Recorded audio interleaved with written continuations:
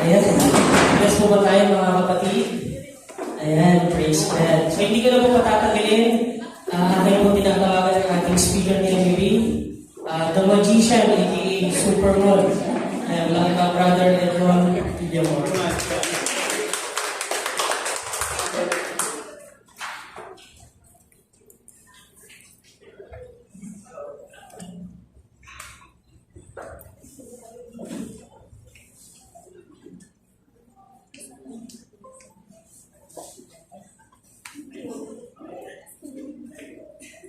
Lord, sir.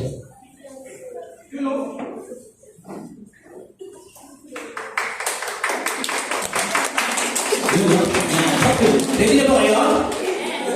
Buti pa kayo ready na, no? Kasi ako, di pa ako ready. Medyo nervous na kayo na parang beses na, pero parang nakakaba pa rin. No?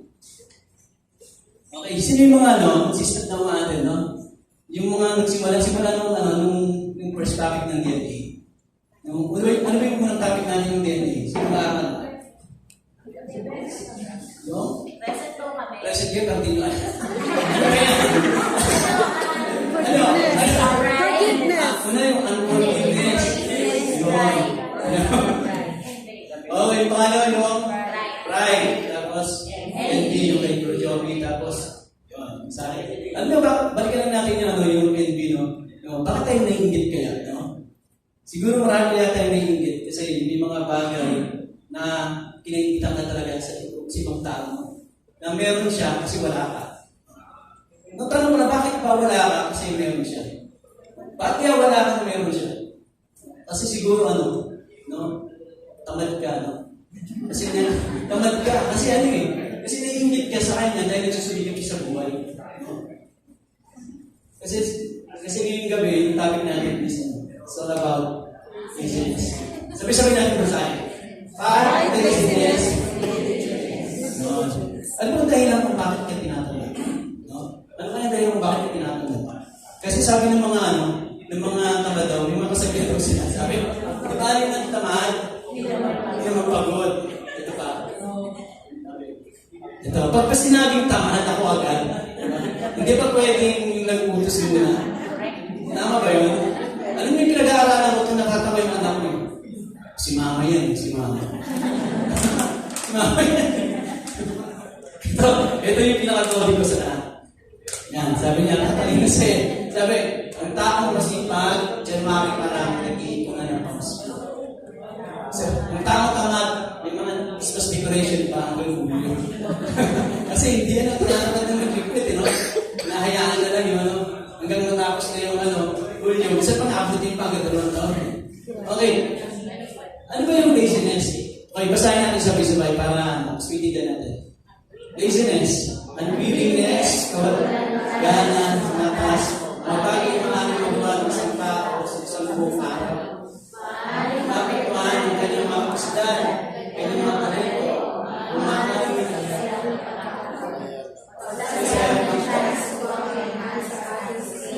talents, sabihin mga gawain, maaaring matamba, maaaring maka-apekto, physicalmente, at spiritual. No? Hindi lang daw si laziness yung nalampating sa kasi may mga kapatid daw ito. May mga kapatid daw ito. Ito daw yung mga kapatid niya. Si idleness, procrastination, and languishing. Ano yung idleness? Kasi kanina, may laziness na. Si idleness, parang wala siya pinagkaiba sa kay laziness. Inactive, not working, not being used. No, parang walang pakinabang, parang hindi siya nagagamit. Yung procrastination, yung pala yung yung taong dinidelay yung lahat ng gawain. Yung pinupuspong, yung inuutusan mo namin sasabi na, wait, yung makilala ba kayong nagsasabaw? Nakakarinig yung mga bata, Alam mo yung pinag-aaralan ko, tinitignan ko ng anak ko, natatawa siya kasi siya yung mahilig magsabi ng wait, madalasan yun sa mga bata, wait. Tama, kumukuha kasi siya. Yung languishing naman, ito yung may karamdaman. Siguro parang nangihina ako ng gana. No? Bakit ko ng gana? Kasi minsan, nauubos yung kanilang yung sariling lakas nila sa mga walang kwentang bagay. Kaya pag nagtrabaho sila, wala na sila gana. No? Next. Ayan. Netflix. Sino Sino yung mga nag-Netflix? Ano yung nilagay ko yung binigay sa akin yung topic? Gusto kong burahin ko eh. Netflix. Binigay sa akin bro yung topic. Nakita ko Netflix. Parang gusto kong burahin na na. Sinunod ako niya eh. Ang sarap kayo ng Netflix. Pero ngayon, sa ngayon, parang hindi na ako nakakalaman ng Netflix. Kasi simula na binigay sa akin ni Bro Rod yung topic, parang hindi na ako makapanood eh. Ipupuwit pa ako. No? Next. Yan, gawin. Parang makakata talaga sa minsan. Kasi minsan, kaya nagdidali ng mga trabaho, kaya hindi kami sumusunod sa utos kasi naanik sila sa mga online games. Diba? Online games, ano pa, ML, no, social media, kaya minsan pag inutusan mo, wait na yung sagot. No? Next. Yon. Ano ba yung nakikita niyo? Yon. May trabaho kinabukasan pero mas pinili pang mag-happy-happy. Hindi inisip yung trabaho kinabukasan, nakipag-inuman, bar. Actually, yung natutulog na yung teacher yan eh. So, 7 to 8. Ibig sabihin, dapat na teacher ka 6 a.m. kasi school ka na. O hindi siya nakapasok ng maaga. No? Kaya pagdating ng opisina, ito ang nangyayari. Diba? Tambak ng trabaho. Diba? Hindi maganda yung sitwasyon niya. Yun yung lumalabas niya yung love machine. Diba? Ano siya, pag tinignan siya kami ng boss niya, hindi na maganda.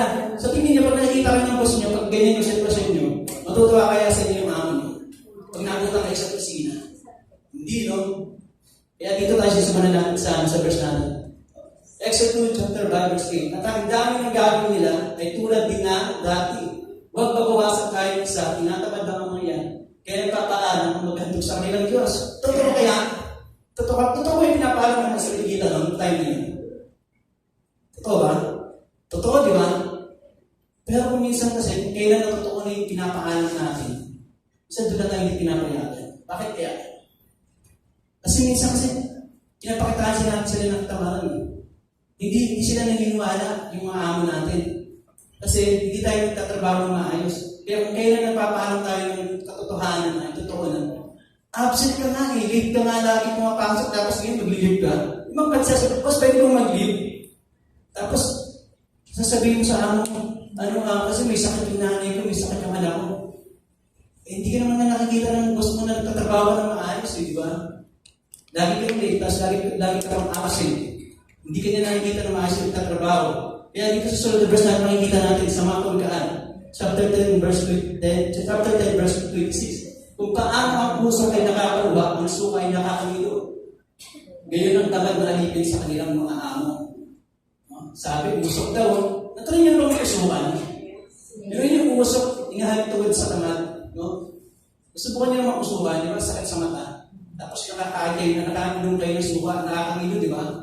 Ganun karaw pag tinignan ng boss mo, ng amo mo. No? Halos naiiyak. Sipag nito. Grabe. Ang sipag nito magtrabaho. No? Parang nakakamilo. So, parang nagagalit siya, hindi siya natutuwa sa ginagawa mo. No? Hindi siya natutuwa sa ginagawa mo. Parang hindi ka tagap-tagap yung ginagawa mo sa trabaho. No? Kaya kung minsan pag walang CCTV, hindi tayo nagtatrabaho ng maayos. No? Buti sa panahon natin ngayon, meron ng CCTV. Meron ng CCTV. Diba? Kaya pagka nagtrabaho ka, minsan, pag gusto mo mag-end, tumatakas ka, kung gusto mo ng CCTV. No? Kaya minsan magugulat ka na lang, pagpasok mo ng trabaho, pagbalik mo ng opisina, sasabihin ng boss mo, tanggal ka na. Kasi sa panahon ngayon, wala na CCTV, di ba? Tapos sasabihin mo sa ako, paano natanggal boss? Wala nga akong ginagawa. Di ba? Wala nga akong ginagawa. Kaya nga, tanggal ka na kasi wala akong ginagawa. Paano na yung pangarap ko? Sasabihin mo pa sa amo mo. May mga pangarap tayo sa buhay, pero hindi tayo nagtatrabaho ng maayos. Di ba? Ito, sabi dito, hindi, mga Kawikaan, chapter 12, verse 27, hindi makakamit ang tabad ng kanyang hinahangad o yung kanyang pangarap. Ngunit ang masikap ay laging may magandang hinaharap. No, yung mga tanga daw, mga kapatid, na puro lang daw sila pangarap. Gusto ko na ito. Gusto ko na malaking bahay. Magkakaroon din ako niyan. Motor na to. Gusto ko rin yan eh. Magkakaroon din ako niyan someday. Puro lang sila gano'n. Puro lang sila sabi na gusto nila yan pero hindi sila kumikilos. Hindi sila gumagawa. At ito pa, ito yung topic ni Bro Joey. Yung inggit. Ang tamad, meron din silang inggit. Bakit? Kasi nahingit sila sa mga taong susumikap sa buhay. Di ba? Ganito pa yung, ganito pa yung sasabihin sa'yo niya. Wow, yabang, bagong motor. Magkakaroon din ako niyan. Magkakaroon din ako niyan. Wow, yabang, bagong sapatos. Magkakaroon din ako niyan. Yabang, gagagamit ka pa, di ba? Wow, yabang, bagong relo. Magkakaroon din ako niyan. Ganun yung lagi nilang binabanggit. Di ba? Pero hindi pa sa ngayon. Masasabihin niya pa, magkakaroon din ako niyan someday. Puro sila Puro sila dahilan. Puro sila dahilan eh. Kaya hindi nila nagagawang magsumikap sa buhay kasi puro sila dahilan. Ano ba yung sinasabing dahilan? Sabi dito, mga kawikaan, chapter 26, verse 30 to 16. Ano yung dahilan ng mga batugan? Ano ang pinadahilan ng taong batugan? Mahilingan sa daan, mahilingan sa lansangan. O paano lumalapat ang pinto sa hampa? Ang batugan naman ay sa kanyang kama. Ang kamay ng batugan ay nadilikit sa pinggan na hindi mailapit sa bibig dahil sa katamaran. Ang palagay ng batugan, siya ay mas marunong kaysa 7 tao mas bukong tumugon. No? Anong ginagawa ng batugan? May sa daan. No? Alam niyo, may kilala po akong dati po ako sa Shopee Rider. TL po ako, team leader po ako ng Shopee Express dati. Sa opisina lang ako. So may mahaba akong rider. So yung sinasabi ko, bakit ako pumasok? Kaya maulan. Maulan. Alam mo na, delivery rider ang pinaplayan mo, natural. Yun yung nature na trabaho mo. Ano gagawin mo? Dapat mayroon kang baong kapote. Di ba dapat, alam mo na yun, kasi delivery rider ang pinaplayan mo eh. Diba? Tapos nung time naman, bakit ka pumasok? Sir, lakas kasi yung araw eh, mainit. Baka may stroke ako. Laging may dahilan. No? Tapos nalaman ko, naka-maxi pin pala. Kaya no, may dahilan eh. Lagi sila may dahilan. Naka-maxi pin pala. Ano yung maxi pin?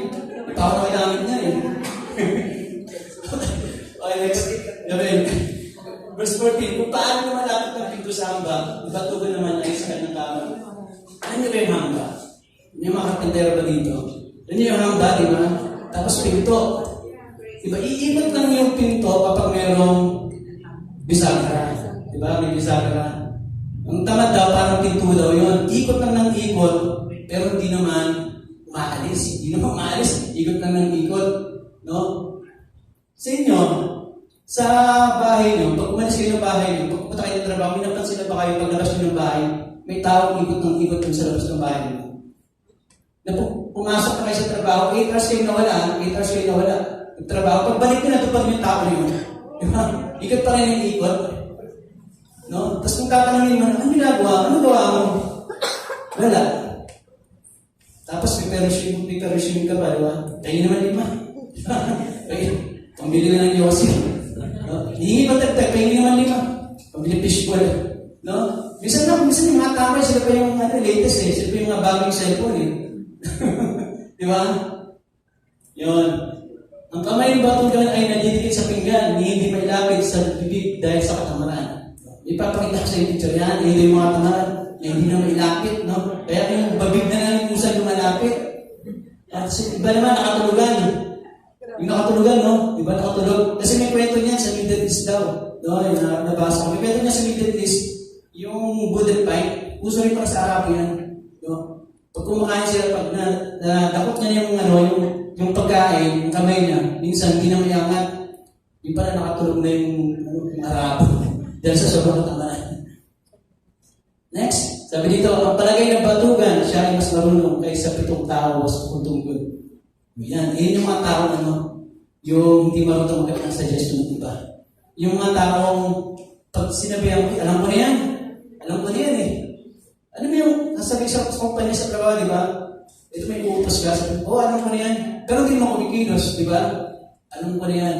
Alam niyo, dito rin sa loob din ng simbahan, sa bahay, sa loob din ng simbahan, meron gano'n eh. Yung mga tao sasabihin mo, yung magsasuggest ka lang ng verse, Bible, sabi, alam ko na yan. Alam ko, 20 years na ako dito, alam ko na yan. Kaya, alam ko na yan. Pero hindi mo makikita sa buhay na ginagawa niya, alam niya. Diba? Alam ko na yung Bible verse, dito na ako pinanganak, dito na ako diba? Pero hindi mo makikita sa buhay niya na ginagawa niya. Sa kanya lang, kaya ko naman gawin yan eh. pagkakataon pa naman eh. Ayun yung mga dahilan ng tao naman eh. Ano yung pagkakataon? Nung nabasa ko yung nililip pinag-aaralan ko, kung tama ba yung tamang salitang tamang pagkakataon? Hindi pala totoo yung salitang tamang pagkakataon. Kasi tamang pagkakataon, yung ginagawa mo, baka yung tamang pagkakataon mo yung 2000 na yan. 2024 na ngayon. No? Pag may pagkakataon mga kapatid, gawin mo na ngayon. Gawin mo na yung pagkakataon yun. Kasi yung pagod, papapahina mo yan eh. Diba? Pero yung pagkakataon na mawawala, hindi mo na may babalik yan. Baka yung pagkakataon, nandun na sa Tiapo, nandito ka pa rin. Diba? Okay. Next. Sabi dito. Ayan. Sabi nila kasi kanina, tsaka na lang, di ba? Ito yung mga sa mga Kalkan chapter 6, verse 6 to 8. Ito yung langgam, hindi mo sa kanila yung tsaka na lang. Kasi hindi sila nagsasaya ng pagkakataon. Yan, sabi na, basahin natin, tingnan mo ang mga langgam. Ikaw ng taong butang tamad. Pamumuhay na yung masdan mo at nang ikaw ay magulang. Kahit sila walang pinuno sa kanila ng utos, walang tagapamahala o tagamasid na sinusunod. Ngunit nag-iipak ng pagkain sa tag-araw, kailangan iipon kung panahon ng kanina. Tingnan nyo sa verse 6 tinimik langgam. Minakita na ba kayo langgam? No? Pag tingin niya yung langgam, minakita na ba kayo langgam na nakitulak sa isang tabi? Wala naman siguro, no? Wala namang langgam, nakikita ka na nag-alalang, yung nakati-4. O yung nagpe-Facebook na langgam, minakita ko. Wala rin, no? Wala namang nagpe-Facebook na langgam. Makikita mo sa kanila, galaw sila ng galaw. Naghahanap sila ng pagkain.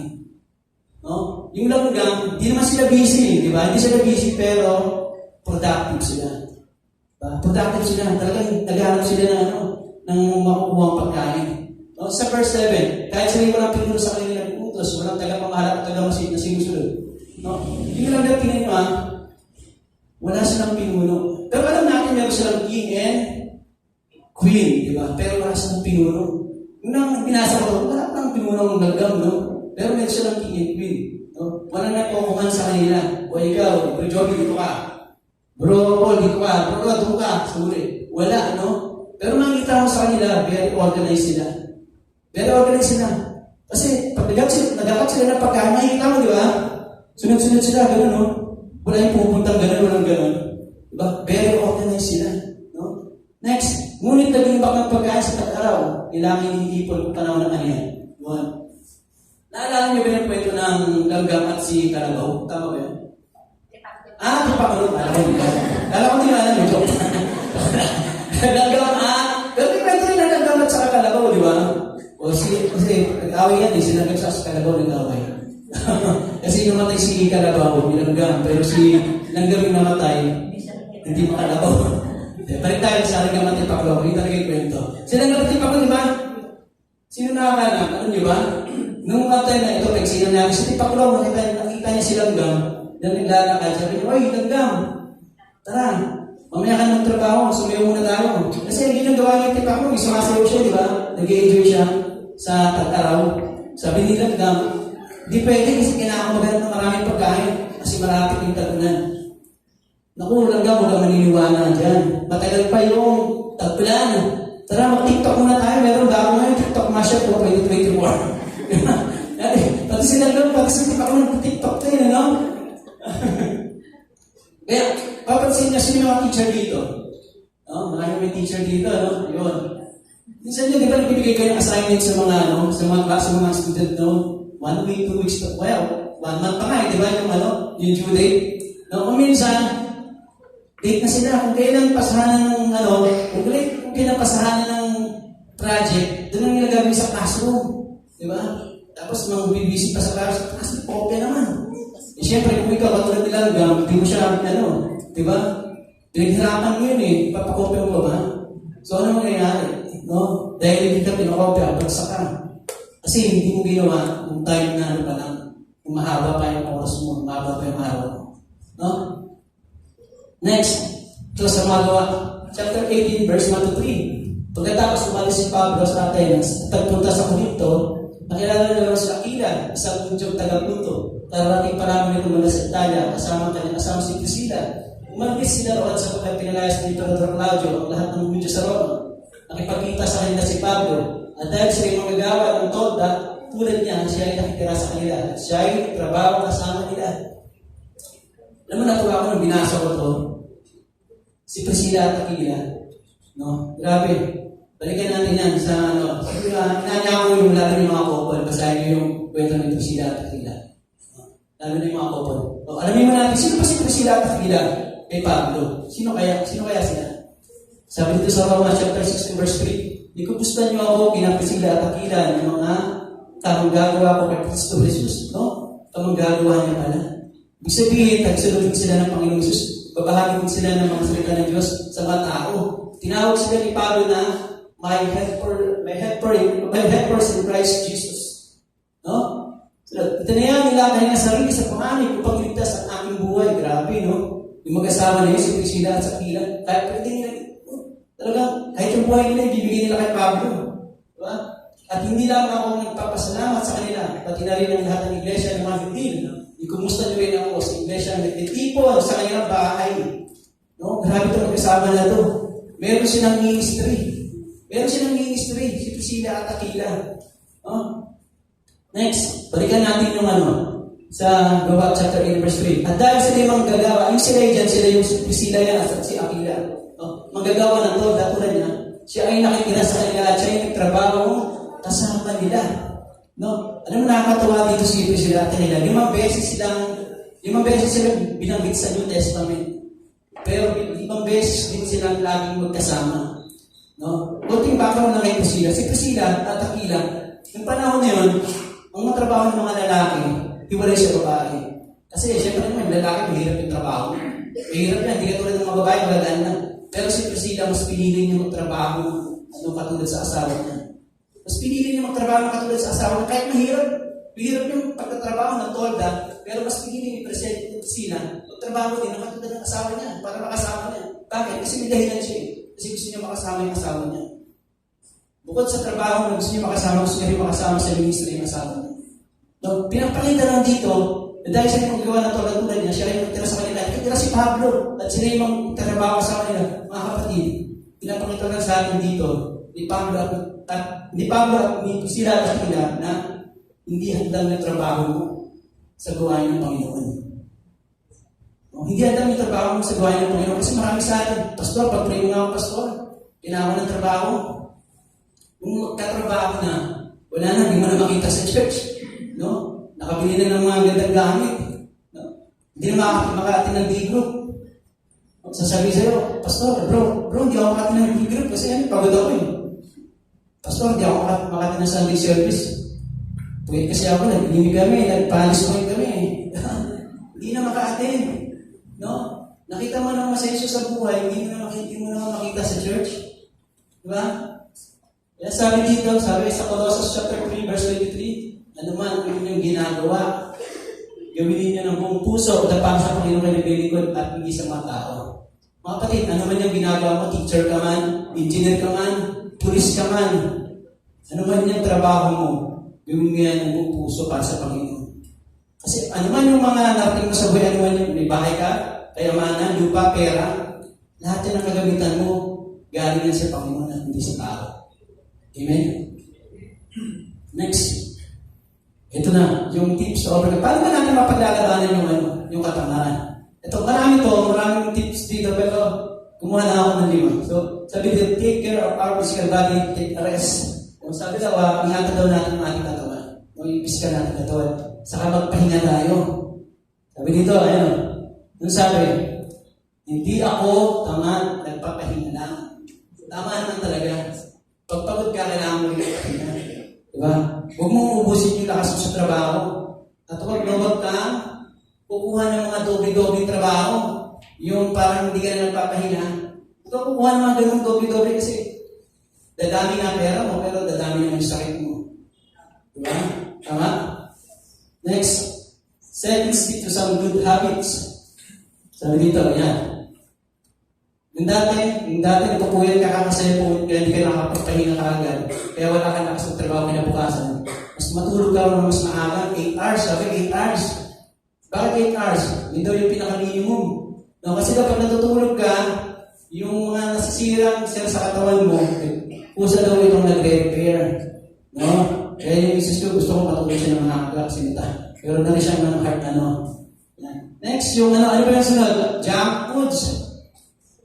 Bawal pala kainin. Hindi naman masama kainin. No? Pwede naman pa konti-konti. Kasi magaling yung junk foods. Galing yan sa junk shop. Joke lang. Joke lang. Hindi naman masama kumain ng mga ganyan. Pero mas mainam daw. Mas mainam daw na kumain. Kumain ng masusustansyang pagkain. Katulad ng mga prutas, gulay. Tawa siya, natutunan na siya. Junk foods. Junk shop. And next, yung babae, no? Pinabukasan, maaga pa lang, nangihina na, wala nang lakas. Nanonood na ako kagad ng movie, Netflix. No, mas mainam daw ako sa umaga, kaya ako sabi, mag-exercise tayo tuwing umaga, di ba? Para katawan natin yung sumigla. At maging maganda yung ating mga. Kaya ang pre-exercise daw pala, doon malalaman kung ano yung tamang timbang mo. No? Doon ka nalaman yun eh. So, kailangan dapat pa nag-exercise para malaman mo yung tamang timbang mo. So, namimitin natin yung tamang timbang at magiging malakas matatamatan at makapagtrabaho tayo ng maayos. Next, go with the motivated people. Sumama tayo sa mga sumama tayo sa mga negatibong positibong tao. Kasi pag sumama tayo sa mga positibong tao, pag masipag siya, magiging masipag ka din. Di ba? Pag masaya siya, magiging masaya ka din. Sino yung masasaya dito? Maganda kasi pag pumasok ka pa rin sa pinto, masaya ka na, talagang magiging masaya na rin yung upo dito. No? Pero kung pumasok ka dyan, yung nag-brand up sa'yo, pagkasimamot na yun dito, tao po. No? Sumama ka sa mga positibong tao. Kasi pag sumama ka sa mga negatibong tao, pag tamad siya, magiging tamad ka rin. So pag loko-loko siya, magiging loko-loko ka rin. Sabi sa Kawigaan 13:20, ang nakikisama sa kainunawa ay magiging matalino. Ngunit ang kasama ng mangmang ay masusuong sa gulo. Ang mga kapatid, kaya sumama tayo sa mga pogi para maging pogi. Pag maganda, nagiging maganda ka rin. Joke lang. Okay, next. Keep moving forward one step at a time. No? Pagpatuloy tayo kahit pakunti-kunti. Hindi man natin kaya na biglaan. No? Dahan-dahan. Dapat ginagawa natin. Keep moving forward. Alam nyo, story time tayo. No? Meron akong kwento na alam niyo nung dalaga pa lang si Mrs. Pinata pa lang ako, no? 20 years ago, ito hindi ko sinabi na, ang kwento na ito parang 20 years na na magagamit ko pala dito. No? Alam mo, Mrs. Johan, pag gusto niya akong makita, na nandun ako sa school nila, sa Fatima, ginagawa niya sa akin, nagsusuot niya ako ng uniform ng Fatima, kahit di ako nag-aaral. Huwag nang gagayahin ito mga bata. Huwag nang gagayahin ito. Huwag nang gagayahin. Ano na nga? No? Huwag nang gagayahin ito mga bata. Ito, kwento lang ito, pag-ikilis ito. Tapos one time may intram sila sa Quirino Grandstand. No? May intram sila sa Quirino Grandstand. Pinapunta niya rin ako, pinagsuot ka rin ako ng ID sa ininom niya yung uniform dun sa classmate niya, pinagsuot niya ako, pasok ako ng Quirino Grandstand. May intrams dun So meron tong karera.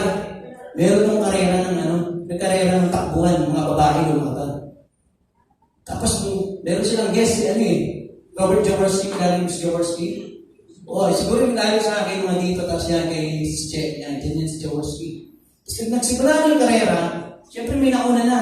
Yung una, pangalawa, pangatlo, siyempre first, second, third lang, yung mananalo. Tapos makikita mo yung iba, tumatabi na.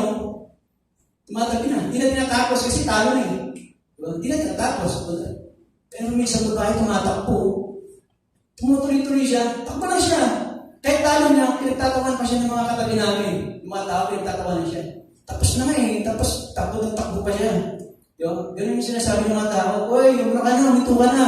May nanalo na, first, second, third, Alam mo, tuloy-tuloy siya, Tapos nakita ko si Jaworski, dahan-dahan siyang bumaba. Habang papalapit yung babae sa finish line, sinasalubong siya yung Jaworski. Tapos kinamayan siya yung Jaworski. Parang sinabi yung Jaworski sa kanya, anak, well done, good to faithful servant. Enter into your master. Parang yung pumasok sa akin, 20 years ago kaya hindi ko makalimutan yung kwento yun. Alam nyo, sa atin, sa buhay natin, tao eh. Yung mga ganun tao na wala na pag-asa yan. Hindi na magbabago yun.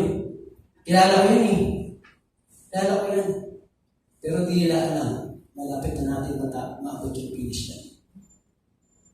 Yun yung hindi nila alam. Yung mga babae na yun, kung kaninang pinagtatawanan, alam mo, pinalakpakan siya ng buong buong kilograms na dahil sa ginawa niya. Dahil hindi siya sumuko eh. Tayo kasi kaya hindi tayo minsan nagpapatuloy kasi maraming distraction sa buhay natin. Pag nakita natin sumuko na ito, ganun din ako. Di ba? Ay, ito, ganun din ako. Pero yung babae yun, grabe, napabilib ko yung lahat. Kasi tinapos niya eh, kahit talo na eh. No? At si Joe Arcini yung nagbigay ng sa kanya ng reward. Hindi ko alam kung magkano yung reward na binigay sa kanya. Pero sa uli, parang yung babae yung nanalo. Pinalakpakan pa siya ng buong kilograms na. Yan. Next. Worship and praying. Ano no, di man natin kaya sa sarili natin pangalan eh. Diba? Kailangan natin mag-pray. Diba? Prayer talaga dapat. Paano kaya ang gagawin ko? Kasi kahit anong prayer ko, hindi naman ako nababago eh. Wala pa rin pumapasok ng gandang bagay sa buhay ko. No? Kahit anong prayer ko. Mga kapatid, kaya matotoo yung kasabihan na nasa Diyos ang awa, nasa tawag gawa. Kasi kung nagpipray lang tayo pero wala tayong ginagawa, hindi tayo kumikilos, hindi natin magagawa yun. No? Alam nyo mga kapatid, story time ulit no? Yung kami ni Mrs. pag umaalis kami ni Mrs. dati, lagi kami nag-rise niyan. Punta kami ng Quezon, Lugban, Sambales, Bataan. Malayo, muling pinuntahan namin, Karatagan, Batangas. Nag-show ko doon, sumama siya sa akin. No? Yung ginagawa namin, pag may mga gandang view, picture-picture kami. Di ba? Pag may magandang, syempre gagawin yung picture kayo, di ba? Picture. Tapos nasubukan nila ba ng picture kayo, biglang na, full memory. Okay. Nasubukan nyo na yun. Tapos sasabihin mo, sayang mo. Ganda pa naman ng dagat. Ganda pa naman ng view. Anong gagawin nyo pag full memory? Magdidelete, di ba? Magdidelete kayo. Ano yung i-delete nyo? Ano yung pag-brain nyo? Luma. Di ba? Ano pa? Yung pangit, mga pangit. Mga pangit, di ba? Oh, ito. Ay, sayang, buhay mo nga ito. Ito, mga marites ko sa amin eh. Mga marites ko sa amin, buhay mo nga ito. Ito yung mga naging mga kami dati, buhay ko ito, pangit ito. Ito. Ex ko dati ito, buhay ko ito. Eh, joke lang ha. Pero wala ka na. Ay, ex pa na yung polo ito. Siyempre, bukurahin mo. Di ba? Bukurahin mo yung mga pangit na larawan para makapasok yung mga magaganda at bago. Sa buhay natin, ganoon din. Pag di mo binura yung mapak na nangyayari sa buhay mo, hindi makakapasok yung magandang mangyayari na pwedeng mangyari sa buhay mo. Amen? Kaya mga kapatid, sige. Burahin mo kasi, baka puno ka na. Nandiyan pa rin yung mapangit na ginagawa mo, kaya hindi makapasok yung mga gandang bagay sa buhay mo. Yung mga kapatid, burahin mo yan para makapasok yan. Amen? Next, tapos na tayo. When you feel lazy, think about what God has done for you. Kapatid, sabi dito, kung naramdaman mong pagod ka na, kapag wala ka ng pag-asa, isipin mo na lang kung ano yung ginawa ng Panginoon sa buhay mo. Kung paano kanya tinubos sa iyong kasalanan at bigyan kanya ng mabigyan kanya ng buhay mo ng hanggan. Amen? Ito mga kapatid, pag dito mag-overtime, ito yung question and answer natin. Sa anong gawain na nagiging tamad? Bakit? Nakaranas ka na ba ng katamaran sa paglilingkod sa Panginoon? Paano mo lahat ito na paglalabanan? Mga kapatid, okay, prayer tayo. Mga kapatid. Okay, yes Lord, thank you. Maraming salamat po sa gabi dito, Panginoon. Lord, Panginoon, inaamin ko po, Panginoon, hindi po ako magaling. Inaamin ko po na hindi po ako matalino, Panginoon. Pero Panginoon, Lord, itong wisdom na pinagkalog dito sa akin, ito yung karunungan na pinagkalog ko na pinagkalog mo na may pahayag ko sa mga tao na nakikinig ng gabi. Maraming salamat po sa biyaya na siya, Panginoon, Lord. Gabayin po ang mga tao dito, Panginoon. Natin, Panginoon, yung mga workers, Panginoon, na nagpapatuloy na nalilingkod sa iyo, Panginoon. Lord, gabayin niyo po sila sa kanilang may pag-uwi, sa kanilang pamilya, Panginoon. Lord, yung mga natutunan nilang yung gabi, Panginoon, Lord God. Lord, may ibahagi nila ito sa kanilang pamilya, sa kanilang pag-uwi. Maraming salamat po, Lord God. Lahat ito at tinataas namin sa papulit pangalan, sa pangalan ni Jesus Ama. Amen.